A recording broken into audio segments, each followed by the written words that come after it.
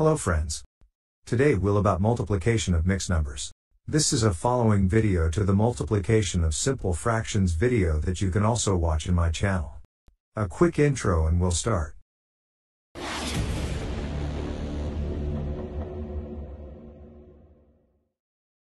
Before we encounter some questions, let's see what are the steps. The first thing we'll do is to turn the mixed number into improper fractions, which is also called bigger than 1 fractions. Shortly, I'll show you how to do it in the questions. The second step after we turn the fractions into improper fractions, we'll have to reduce diagonally or numerator with denominator. For last, multiplication between numerator with numerator, and denominator with denominator. If you remember, in addition and subtraction of fractions we look for the common denominator. In multiplication and reduction, we don't have to. In the questions we'll see, there's no need to find the common denominator. Let's have a look at the first example. We have the fraction, 2 3/4 times 1 1/2. The first thing we'll do is to turn them into improper fractions. Let's see how we do it.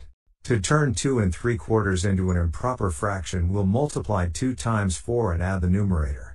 Therefore, 2 times 4 equals 8, plus the numerator which is 3, is 11. And the denominator stays the same.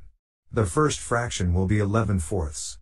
Now we turn the other fraction into an improper fraction. 1 1/2. So we'll do 1 times 2. Plus the numerator which is 1. 1 times 2 equals 2, plus 1 is 3. Therefore, it'll be 3/2. From here, we only need to check if we can reduce the fractions. Can I reduce the numerator with the denominator or in diagonal? That is to say, the 3 and the 4 can be reduced by the same number? Or can 11 and 2 be reduced by the same number? In this example, we cannot reduce the fractions.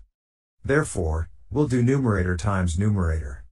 11 times 3 equals 33. And the denominators, 4 times 2 equals 8. Because this is the answer and it's a fraction which is bigger than 1. We can, and we should, turn it back into a mixed number. How many times 8 can fit in 33? We know that 32 is 4/8, plus 1/8. Therefore, it'll be 4 1/8. This is the final answer. Let's have a look at another example. 3 2/5 times 2 1/4. The first thing we'll do is to turn the fractions into improper fractions. 3 2/5 will be 3 times 5 equals 15, plus 2 is 17. So it'll be 17/5. Times 2 1/4, which will be 2 times 4 equals 8, plus 1 is 9. So it'll be 9/4. We'll check if we can reduce the fractions. I can see that I cannot reduce, both diagonally and not on the fraction itself, that is to say numerator and denominator. So what's left for us to do is numerator times numerator. 17 times 9 equals 153. And the denominators, 5 times 4 equals 20. And from here we can turn it back into a mixed number. 20 fits 7 times in 153. Which is up to 140. And the remainder is 1320. And that's the final answer. Now it's your turn. Pause the video and try to solve this question.